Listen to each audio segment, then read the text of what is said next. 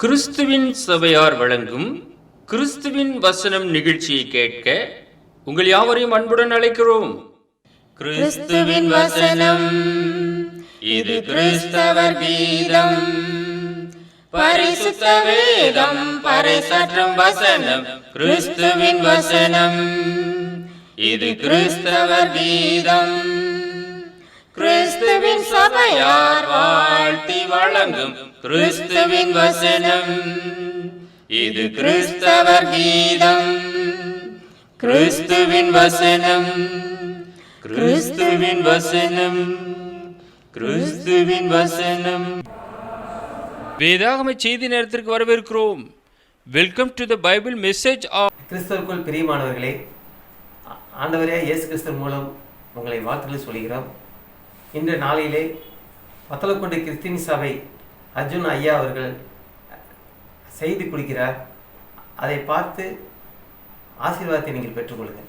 தொலைக்காட்சி நேயர்களாய் உங்கள் யாவரையும் நம்முடைய ஆண்டவராய் இயேசு கிறிஸ்துவின் பரிசுத்தமான நாமத்தில் வாழ்த்தி வரவேற்பதில் மிகுந்த மகிழ்ச்சி அடைகிறோம்.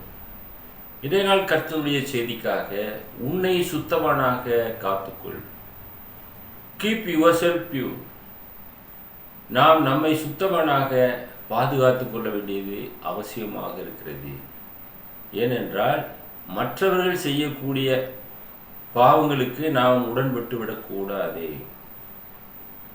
ஒவ்வொருவரும் நாம் தனிப்பட்ட விதத்திலே நம்முடைய பாவங்களுக்காக மனம் திரும்பி ஆண்டவராக இயேசு கிறிஸ்துவை விசுவாசித்து பாவ மன்னிப்புக்காக பிதா குமாரன் பரிசுத்த ஆவி நாமத்தினாலே ஞானஸ்நானம் பெற்றுக்கொள்கிறோம்.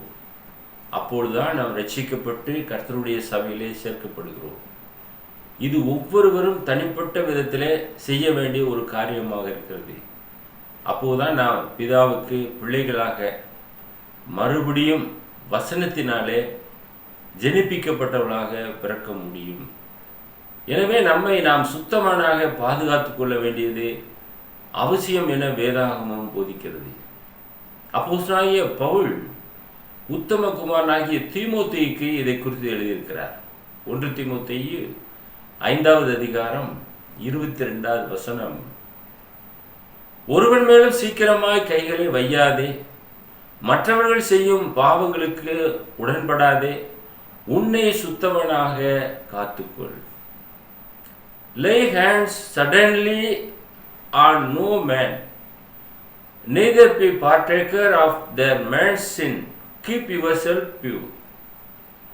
உன்னை நீ சுத்தமானாக பாதுகாத்துக்கொள். ஒருவன் மேலும் சீக்கிரமாக கைகளை வையாதே என்று சொல்கிறார்.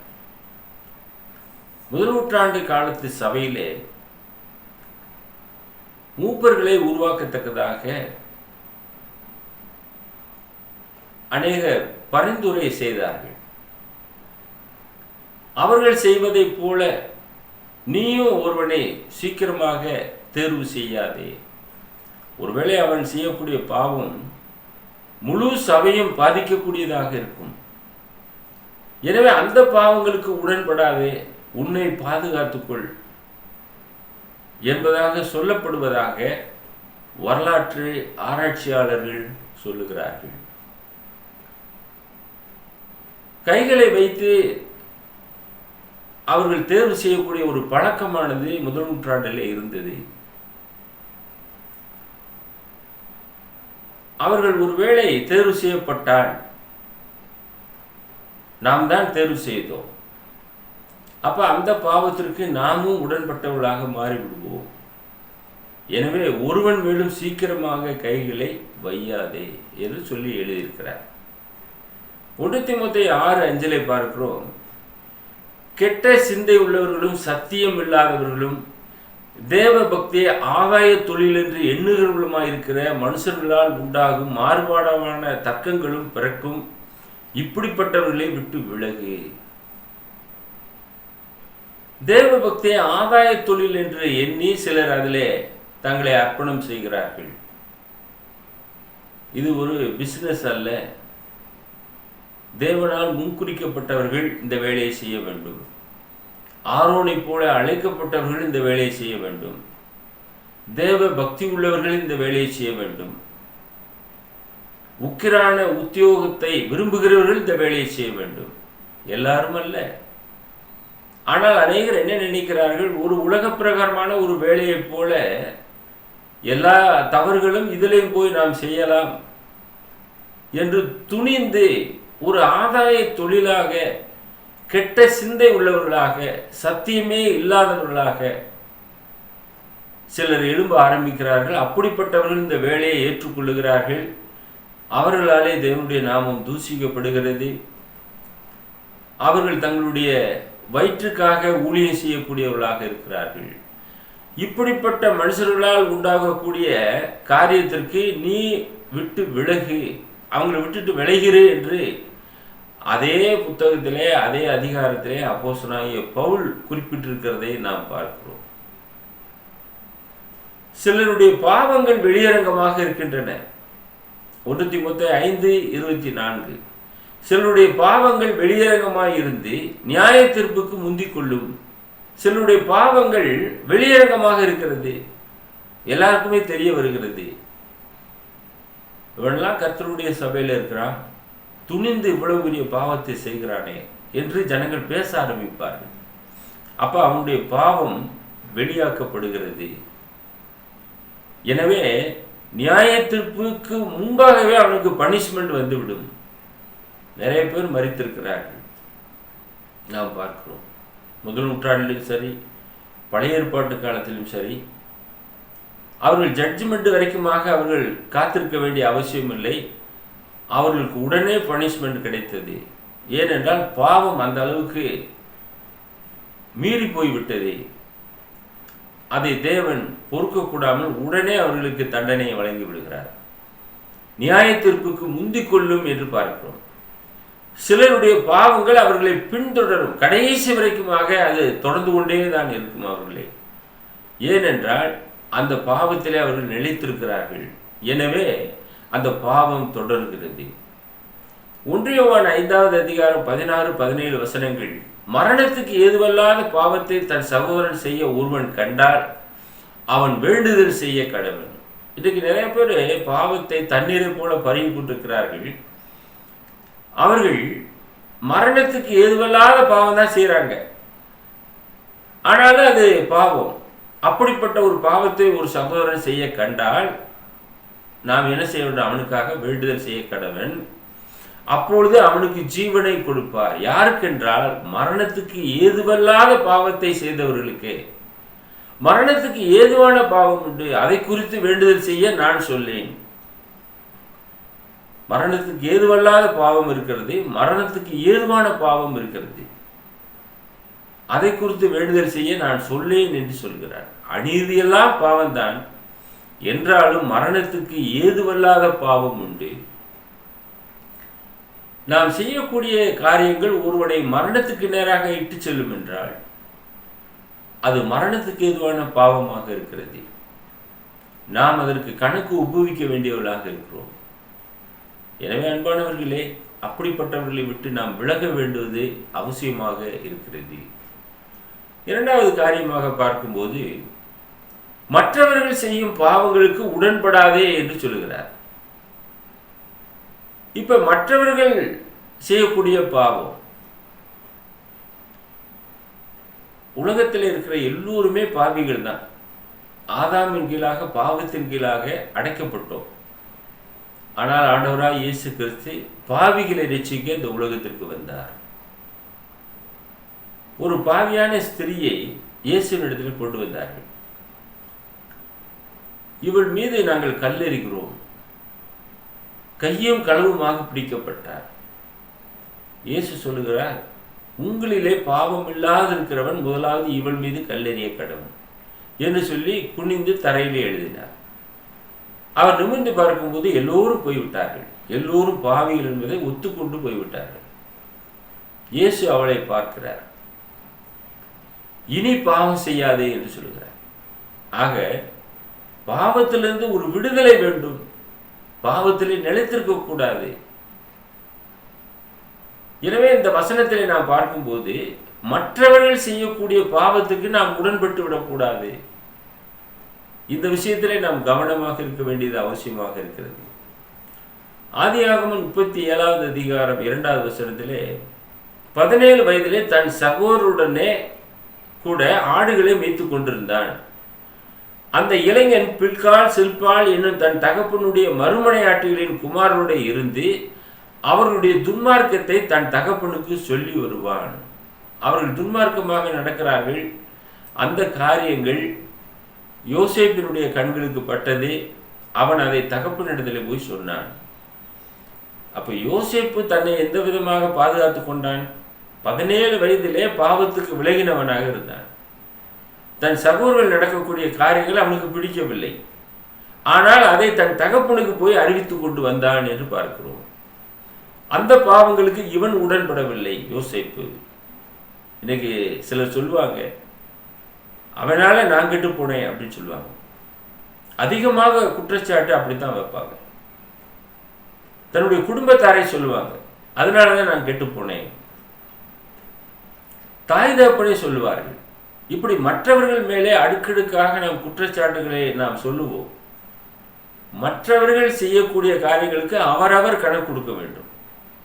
நாம் அவர்களோடு கூட உடன் பங்காளியாக இருக்கக்கூடாது. அந்த விதத்திலே நாம் அவைகளை விட்டு விலக வேண்டியது அவசியம்.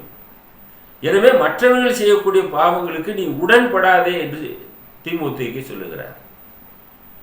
1 தீமோத்தேயு 5:20 மற்றவர்களுக்கு பயம் உண்டாகும்படி பாவம் செய்தவர்கள் எல்லாருக்கும் முன்பாக கடிந்து கொண்டு கண்டனம் பண்ணி புத்தி சொல்ல வேண்டும். கோவித்துக் கொள்வார்கள் என்று நாம் எண்ணக்கூடாது. பாவம் செய்தவர்களே எல்லாருக்கும் முன்பாக கடிந்து கொள்ள வேண்டும். அப்போதான் அந்த பாவத்தை விட்டு விடுவார்கள். வெட்கம் அவர்களுக்கு உண்டாகும். நம்முடைய காரியங்கள் வெளிவந்து விட்டதே என்று சொல்லி அவர்கள் வெட்கப்பட்டு மனம் திரும்புவதற்கான ஒரு வாய்ப்பு இருக்கிறது. எல்லாருக்கும் முன்பாக பாவம் செய்தவர்களை கடிந்து கொள் என்று வசனம் சொல்கிறது. இந்த கடிந்து கொள்வதிலே நாம் பாரபட்சம் பார்க்கக்கூடாது, முகத்தாட்சமியம் பார்க்கக்கூடாது. யாராக இருந்தாலும் சரி, குடும்பமாக இருந்தாலும் சரி, மற்றவர்களாக இருந்தாலும் சரி, சபையில் இருக்கக்கூடிய ஜனங்களாக இருந்தாலும் சரி, திருமறை போதிக்கிறபடியாக மற்றவர்களுக்கு இதனால பயம் உண்டாக வேண்டும். அந்த பாவம் செய்த நபர்களை எல்லாருக்கும் முன்பாக கடிந்து கொள்ள வேண்டியது அவசியம். அப்பொழுதுதான் அந்த பாவத்தை விட்டு அவர்கள் விலகுவார்கள். கேயாசி சம்பவத்திலே நாம் பார்க்கிறோம். எலிசா அங்கே என்ன சொல்கிறார்? 2 ராஜாக்கள் 5வது அதிகாரம் 25 27 வசனங்கள். பின்பு அவன் உள்ளே போய் தன் எஜமானுக்கு முன்பாக நின்றான். கேயாசியே எங்கே இருந்து வந்தாய் என்று எலிசா அவனை கேட்டதற்கு அவன் உமது அடியான் எங்கும் போகவில்லை என்றான். அப்பொழுது அவன் இவனை பார்த்து, அந்த மனுஷன் உனக்கு எதிர்கொண்டு வர தன் ரதத்திலிருந்து இறங்கி திரும்புகிற போது என் மனம் உன்னுடனே கூட செல்லவில்லையா? பணத்தை வாங்குகிறதற்கும் வஸ்திரங்களையும் ஒலிவ தோப்புகளையும் திராட்சை தோட்டங்களையும் ஆடு மாடுகளையும் வேலைக்காரரையும் வேலைக்காரிகளையும் வாங்குகிறதுக்கு இது காலமா? ஆகையால் நாகமானின் குஷ்டரோகம் உன்னையும் உன் சந்ததியாரையும் என்றைக்கும் பிடித்திருக்கும் என்றான். உடனே அவன் உறைந்த மலை நிறமான குஷ்டரோகியாகி அவன் சமூகத்தை விட்டு புறப்பட்டு போனான் என்று பார்க்கிறோம். அவன் யோர்தானிலே மூழ்கி சுகமாக்கப்படுகிறான். எலிசாவினுடைய வார்த்தையின்படியாக இது நடந்தது. எலிசா நாகமானிடத்தில் எதையுமே அவர் பெற்றுக்கொள்ளவில்லை. இலவசமாய் பெற்றீர்கள், இலவசமாய் கொடுங்கள். இன்றைக்கு நாம் ஆண்டவரின் நாமத்து நிமித்தமாக எதை செய்தாலும் இலவசமாக நாம் செய்ய கற்றுக்கொள்ள வேண்டும். நம்முடைய பிதாவாகிய தேவன் எந்த ஒரு நபர்கிட்டையும் பணம் வாங்கி கொண்டு காரியங்களை செய்யவில்லை, சுகம் கொடுக்கவில்லை. எல்லாம் அவருடையது. அவருடைய பிள்ளைகளுக்கு அவர் எல்லாவற்றையும் கொடுத்திருக்கிறார். இந்த பூமியிலே உள்ளவைகள் எல்லாமே பிதாவாகிய தேவன் நமக்காக கொடுத்த காரியங்கள். அவர் நமக்கு எல்லாவற்றையும் ஆண்டு அனுபவித்துக் கொள்ளக்கூடிய ஒரு அதிகாரத்தை கொடுத்திருக்கிறார். அவருக்கு போய் நாம் ஏதாவது கொடுத்தால் அவர் ஏற்றுக்கொள்வாரா? ஒருபோதும் ஏற்றுக்கொள்ள மாட்டார்.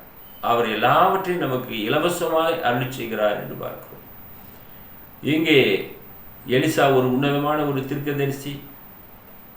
நாகமானுக்கு அங்கே சுகம் கிடைத்தது. அவன் சந்தோஷத்தோடு திரும்புகிறான். இந்த கேயாசி, எலிசாவின் இடத்திலே பணி செய்யக்கூடிய இந்த கேயாசி, என் எஜமான் இப்படி ஒன்றுமே வாங்காமல் விட்டு விட்டார். நான் அவர் பிறகாலே ஓடி நான் ஏதாவது நான் பெற்றுக்கொள்வேன் என்று அவன் கடந்து சென்று அவனிடத்திலிருந்து வஸ்திரங்களை வாங்குகிறான். இது தேவனுடைய பார்வையிலே மாபெரும் குற்றமாக இருந்தது.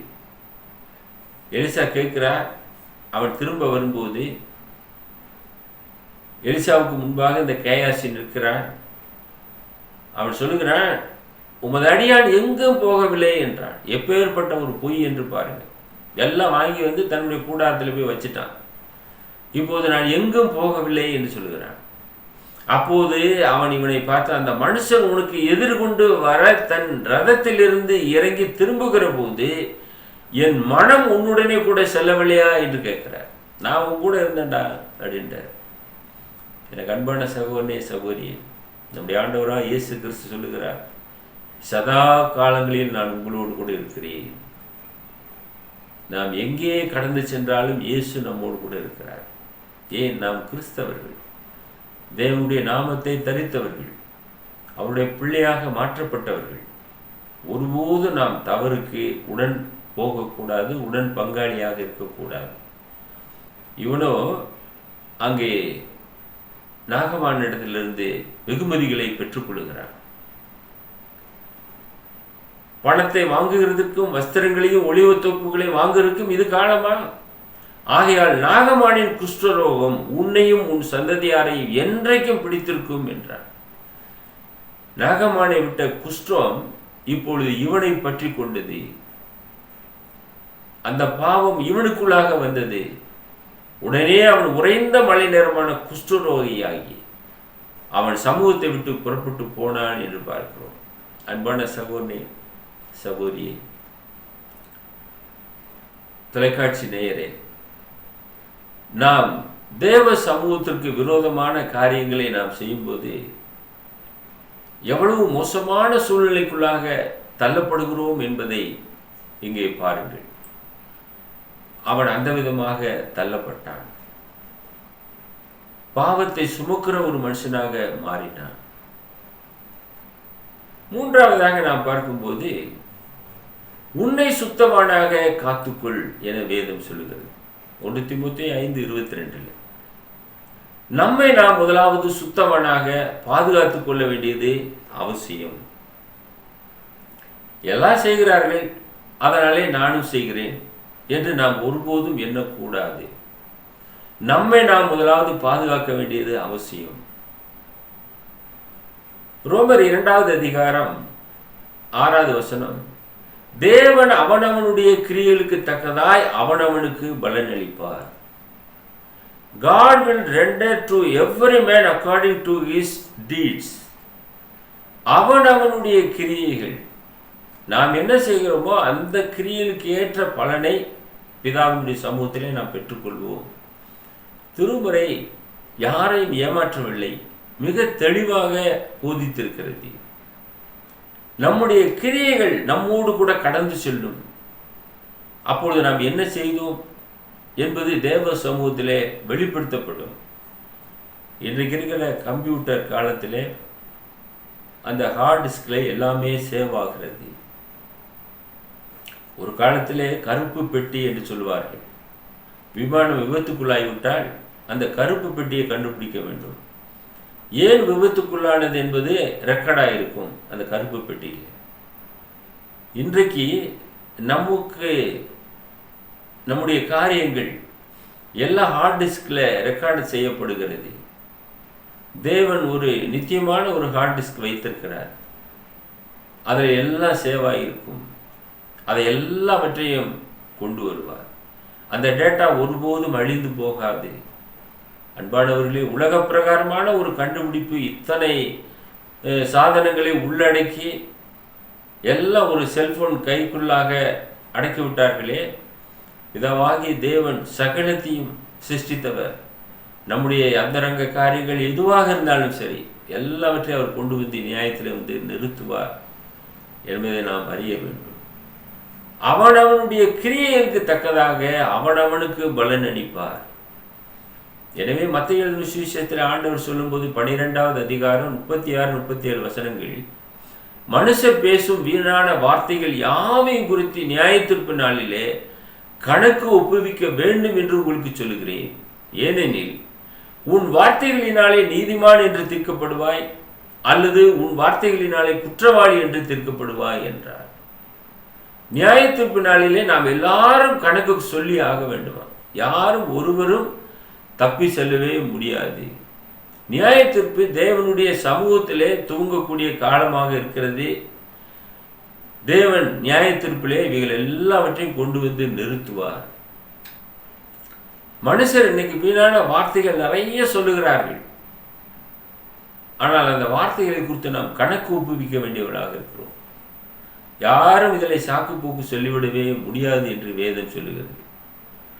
ஏனெனில் உன் வார்த்தைகளினாலே நீதிமான் என்று தீர்க்கப்படுவாய், அல்லது உன் வார்த்தையினாலே குற்றவாளி என்று தீர்க்கப்படுவாய். நாம் நீதிமானாகுவதும் குற்றவாளியாகுவதும் நம்முடைய வார்த்தையினாலே இருக்கிறது. நம்முடைய வார்த்தைகளை கொண்டு தேவன் நியாயம் தீர்ப்பார். ஆகையினாலே இந்த வார்த்தைகளை குறித்து நாம் எச்சரிக்கையாக இருக்க வேண்டும். பேசிவிடலாம், ஆனால் அவைகளை சேகரிக்க முடியாது. முத்துக்களை சிதறவிட்டோம் என்றால் அதை சேகரிப்பது மிக மிக கடினம். அதே போலதான் நம்முடைய வார்த்தைகள் மிக மிக முக்கியம். ஆகையினாலே உன் வார்த்தைகளை குறித்து எச்சரிக்கையாக இரு. சில பேர் வார்த்தையினாலே பேசிவிட்டு கடைசியில் மன்னிப்பு கேட்க சூழ்நிலைக்கு தள்ளப்படுவார்கள். மன்னிப்பு கேட்டே ஆக வேண்டும் என்று சொல்வார்கள். நீ இந்த மாதிரி சொன்னாய், அதனால் நீ மன்னிப்பு கேட்டே ஆக வேண்டும். ஏனென்றால் அந்த வார்த்தை அவர்களை கொல்லுகிறது, இருதயத்தை தைக்கக்கூடியதாக இருக்கிறது. அவர்கள் மன்னிப்பு கேட்டே ஆக வேண்டும் என்று சொல்கிறார்கள். அப்படி இருக்கும்போது தேவன் தம்முடைய ஜீவ புஸ்தகத்திலே எல்லாருடைய காரியங்களையும் அவர் எழுதி வைத்திருக்கிறார். ஒருவரும் சாக்கு போக்கு சொல்லிவிடவே முடியாது. எல்லாவற்றையும் குறித்து கணக்கு ஒப்புவித்து ஆக வேண்டும். எந்த காரியமாக இருந்தாலும் சரி, இந்த பூமியிலே கணக்கில்லாமல் ஒன்றுமே இல்லை. எல்லாமே கணக்கோடு தான் நடைபெறுகிறது, கணக்கோடு தான் செயல்பட்டு கொண்டிருக்கிறது. கணக்கில்லாமல் இந்த பூமியை ரன் ஆகாது. ஒரு தேசாதிபதி, ஒரு நாட்டை நிர்வகிக்கக்கூடியவர்கள் கணக்கு பார்க்காமல் இருந்து நிர்வாகம் செய்வார்களா? அந்த தேசம் நிலைத்திருப்பது எப்படி? கணக்கு பார்க்கிறார்கள். ஒரு குடும்பத்திலே கணக்கு பார்க்கிறார்கள். ஆக தேவன் கணக்கு பாராமல் இருப்பாரா? எல்லாவற்றையும் தேவ சமூகத்திலே அங்கே நாம் கொண்டு போய் சேர்க்க வேண்டியவர்களாக இருக்கிறோம். நாம் கணக்கு கொடுத்தாக வேண்டும். நியாய தீர்ப்பு நாளிலே இது நடைபெறும் என வேதம் சொல்லுகிறது. எனவே தேவனுக்கு பயப்படுகிற பயம் நமக்கு வர வேண்டும். வெளிப்படுத்தின விசேஷம் 20வது அதிகாரம் 12வது வசனத்திலே நாம் பார்க்கிறோம். மரித்தோராகிய சிறியோரையும் பெரியோரையும் தேவனுக்கு முன்பாக நிற்க கண்டேன். அப்போது புஸ்தகங்கள் திறக்கப்பட்டன. அங்கே எல்லாரும் கூட்டப்படுகிறார்கள். கடைசி நாளிலே நியாயத்தீர்ப்புக்காக கூட்டப்படுகிறார்கள். சிறியோர் பெரியோர் எல்லோருமே தேவனுக்கு முன்பாக கூட்டப்படுகிறார்கள். அப்போது புஸ்தகங்கள் திறக்கப்பட்டன. ஜீவ புஸ்தகம் என்னும் வேறொரு புஸ்தகமும் திறக்கப்பட்டது.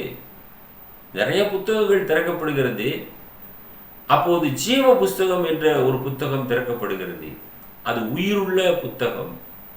அப்போது அந்த புஸ்தகங்களில் எழுதப்பட்டவைகளின்படியே மரித்தோர் தங்கள் கிரியைகளுக்கு தக்கதாக நியாய தீர்ப்பு அடைந்தார்கள். அந்த புஸ்தகத்தில் என்ன எழுதப்பட்டிருக்கிறதோ அதன்படியாக மரித்தோர் தங்கள் கிரியைகளுக்கு தக்கதாக நியாய தீர்ப்பை பெற்றார்கள். நம்முடைய கிரியைகள் நம்மோடு கூட போகிறது. அந்த கிரியைகளின்படியாக நாம் நியாய தீர்ப்பை அடைகிறோம். இதில் யாரும் தப்பித்துக் கொள்ளவே முடியாது என்று நாம் பார்க்கிறோம். அன்பானவர்களே, வேதாகமும் மிக தெளிவாக நமக்கு போதிக்கிறது. யாரும் இதில் சாக்கு போக்கு சொல்லிவிடவே முடியாது. எனவே நாம் நம்மை சுத்தமானாக காத்துக்கொள்ள வேண்டியது அவசியமாக இருக்கிறது. நம்மை நாம் பாதுகாத்துக் கொள்ளும் போது நம்முடைய ஆத்துமா காக்கப்படுகிறது. நாம் இந்த பூமியிலே குற்றமற்றவர்களாக இருக்கிறோம். நாம் மற்றவர்களை குறை சொல்லிக் கொண்டே இருப்போம் என்றால் நம்முடைய குறையானது அங்கு தேவ சமூகத்திற்கு கொண்டு செல்லப்படும். உன் கண்ணில் இருக்கிற உத்தரத்தை உணராமல் உன் சகோதரன் கண்ணில் இருக்கிற துரும்பை பார்க்கிறது என்ன? ஆண்டவர் கேட்கிறார். நாமே ஒரு பெரிய ஒரு தவறை செய்து கொண்டிருக்கிறோம். ஒரு சிறிய காரியத்தை மற்றவனுடைய காரியத்திலே நாம் பார்க்கிறோம். அவனவன் தேவனுக்கு கணக்கு ஒப்புவிப்பான். எல்லோருமே கணக்கு ஒப்புவித்தாக வேண்டும். இதில் யாரும் சாக்கு போக்கு சொல்லவே முடியாது.